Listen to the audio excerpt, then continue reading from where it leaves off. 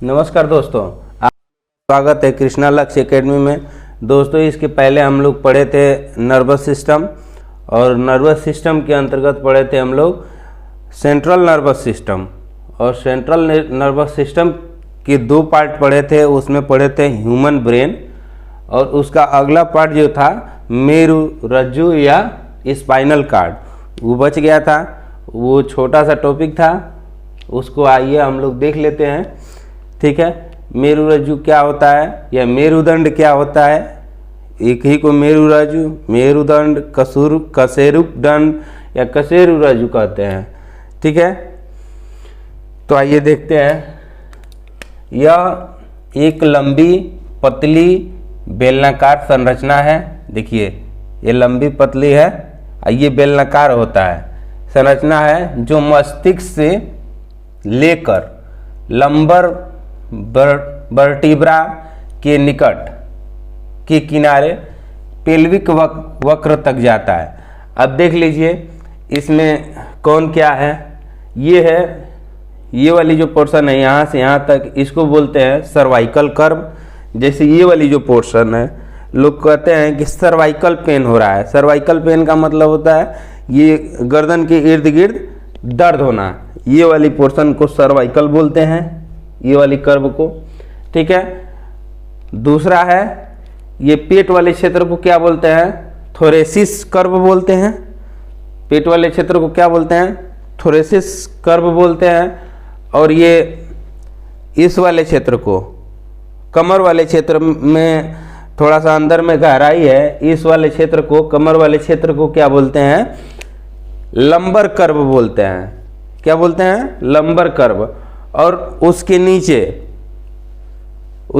वाले क्षेत्र को क्या बोलते हैं, कमर से नीचे वाले क्षेत्र को पेल्विक कर्व। पेल्विक कर्व में आके ये मेरु रज्जु जो होता है खत्म हो जाता है। शुरू होता है कहाँ से, सर्वाइकल कर्व से। बीच में पेट वाले क्षेत्र में क्या होता है, थोरेसिस होता है, और कमर वाले क्षेत्र में लंबर होता है, और पेल्विक सबसे नीचे होता है। ठीक है, अब देखिए, कहता है यह उच्च तंत्रिका तंत्र अर्थात मस्तिष्क के नियंत्रण में न रहने वाले उद्दीपन के प्रति अनैच्छिक क्रिया के लिए उत्तरदायी है। कहने का मतलब ये है कि जो अंग मस्तिष्क से नियंत्रित नहीं होते हैं, या जिन उद्दीपन क्रियाओं का मस्तिष्क द्वारा नियंत्रण नहीं किया जाता है, उनका नियंत्रण किसके द्वारा किया जाता है, मेरु रज्जु द्वारा या स्पाइनल कार्ड द्वारा। ठीक है, अब इसको हम लोग पढ़े थे, इसको देख लीजिए, उसके बाद से फिर से इसके बारे में देख लिया जाएगा। कह रहा है तंत्रिका तंत्र 3 प्रकार के होते हैं। ठीक है, इतना तो हम लोग पढ़े थे। इसमें हम लोग केंद्रीय तंत्रिका तंत्र पढ़े थे, इसमें ब्रेन पूरा पढ़ लिए थे हम लोग, स्पाइनल कार्ड पढ़ रहे हैं। इसके बाद से दूसरा था परिधीय तंत्रिका तंत्र, पेरिफेरल नर्वस सिस्टम, जिसमें क्या होती हैं, नसें होती हैं। नसें क्या होती हैं, हमारे मस्तिष्क से शरीर तक जाती हैं, या मेरु रज्जु से शरीर में अन्य भागों में फैलता है। तो और तीसरा है स्वातीय या ऑटोनोमिक नर्वस सिस्टम। अब देखिए, परिधीय तंत्रिका तंत्र, ये मस्तिष्क से निकलने वाली जो पेरिफेरल है, मस्तिष्क से निकलने वाली तंत्रिकाओं से मिलकर बनता है। मस्तिष्क से निकलने वाली तंत्रिकाओं से मिलकर बनता है, मतलब ये कि मस्तिष्क से जितनी नसें निकलती हैं उनसे परिधीय तंत्रिका तंत्र बनती हैं। मस्तिष्क से कुल 12 जोड़ी तंत्रिकाएं तंत्र निकलती हैं। कितना जोड़ी, कुल 12 जोड़ी निकलेगा मस्तिष्क से। ठीक है, अब कह रहा है जो कि कपाल तंत्रिकाएं कहलाती हैं। जब मस्तिष्क से निकलेगा तो उसको क्या कहेंगे, कपाल तंत्रिकाएं कहते हैं। और इसी में हम बताए थे कि ये जो खोपड़ी है, इसमें क्रेनियम होता है जो खोपड़ी की सुरक्षा करता है। इसी में मेनिंजिस परत होती है। ठीक है, जिसमें सूजन आ जाता है तो मेनिंजाइटिस रोग हो जाता है। कह रहा है इन 12 जोड़ियों में से जो 10वीं है वो सबसे लंबी तंत्रिका है, और उसका नाम क्या है, बैगस। उसका नाम क्या होता है, बैगस। अगला कह रहा है मेरुरज्जु या कशेरुकदंड से 33 जोड़ी तंत्रिकाएं निकलती हैं। अब देखिए ये जो मेरुरज्जु है इससे क्या होता है 33 जोड़ा तंत्रिकाएं तंत्र निकलती हैं। इसको क्या कहते हैं कशेरुक तंत्रिका या तंत्रिका तंत्र या इसी को मेरुरज्जु कहते हैं। ठीक है, अगला है स्वातीय तंत्रिका तंत्र या ऑटोनोमिक नर्वस सिस्टम। ये मुख्य रूप से क्या है कि परिधि तंत्रिका तंत्र के अंतर्गत ही आता है, लेकिन इसको अलग से पढ़ा जाता है। वास्तव में यह परिधि तंत्र का परिधीय तंत्र का क्या है एक भाग है। इसमें अनुकंपी तंत्र सिंपैथेटिक सिस्टम क्या हुआ सिंपैथेटिक सिस्टम तथा परानुकंपी तंत्र पैरासिम्पैथेटिक सिस्टम होता है। इसके दो भाग होते हैं। अगला पॉइंट कह रहा है जिन पेशियों और ग्रंथियों पर इन तंत्रों का नियंत्रण होता है उनके ऊपर ये एक दूसरे के विपरीत क्या करते हैं कार्य करते हैं। ये क्या करते हैं एक दूसरे के विपरीत कार्य करते हैं। अगला कह रहा है आहार नाल के ग्रंथियों से स्राव स्वैच्छिक पेशियों का संकुचन हृदय की धड़कन की दर और आदि स्वायत्त तंत्रिका तंत्र द्वारा नियंत्रित कुछ कार्यों की क्रियाओं के उदाहरण हैं।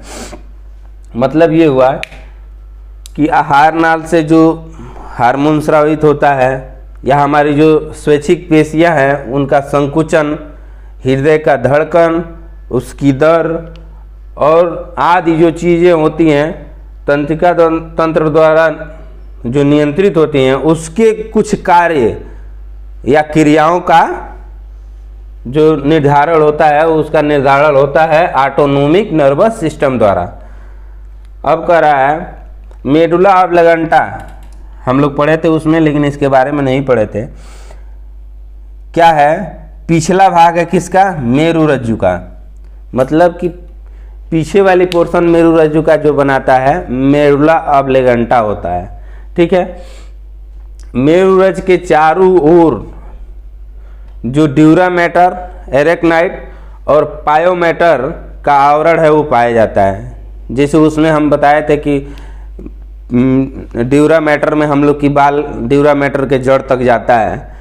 ठीक है, तो ड्यूरा मैटर एरेक्नाइड और पायोमेटर ये क्या है ये पूरा मेरुरज्जु में उसके चारों तरफ पाया जाता है।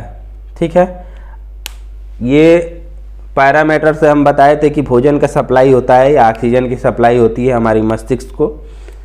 अगला पॉइंट कह रहा है मेरुरज्जु बेलनाकार खोखली तथा प्रतिपृष्ठ तल पर चपटी होती है। क्या होता है मेरुरज्जु जहाँ इधर जब ज्वाइंट होता है इससे ब्रेन स्टेम से तो यहाँ चपटी होती है। ठीक है, और इसकी दोनों सतहों पर एक एक खांचे बने होते हैं। ठीक है, जिन्हें क्रमशः डार्सल व वेंट्रल फिशर कहते हैं। क्या कहते हैं डार्सल व वेंट्रल फिशर कहते हैं। मेरुरज्जु के अगला पॉइंट है मेरुरज्जु के मध्य में संकरी नाल पाई जाती है। क्या होता है संकरी नाल पाई जाती है जिसे केंद्रीय नाल कहते हैं।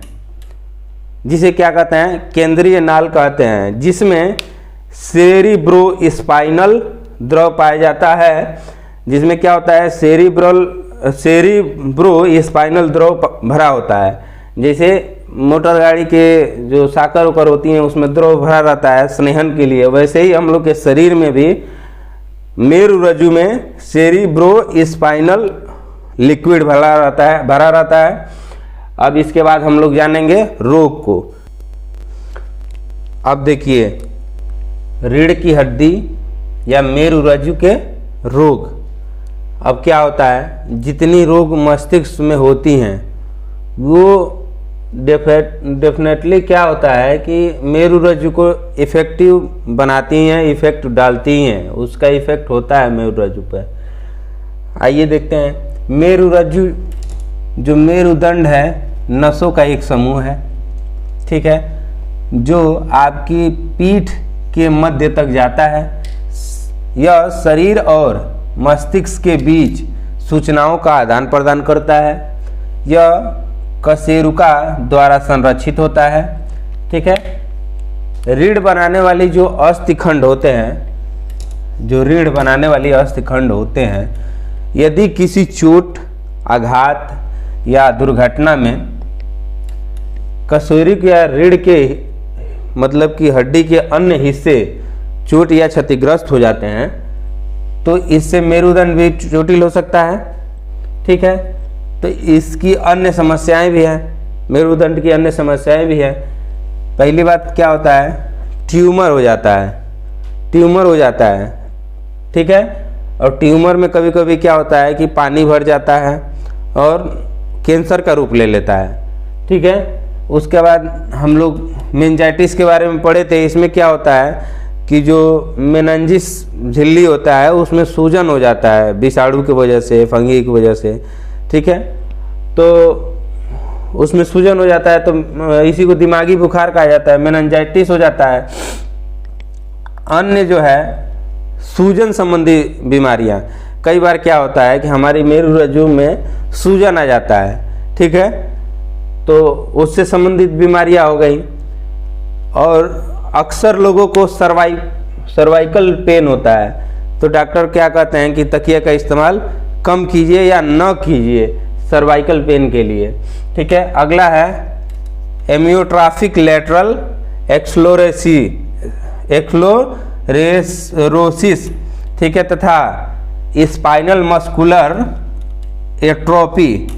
एट्रोफी जैसे अवक्षयी रोग। इसमें क्या होता है कि मेरुरज्जु में क्या होता है, अवक्षय होने लगता है, ठीक है दोस्तों। तो यहाँ मेरुरज्जु भी समाप्त हो गया। इसके बाद हम लोग पढ़ेंगे कान के बारे में, ठीक है दोस्तों। इसको एक बार दोहरा लीजिएगा। नमस्कार।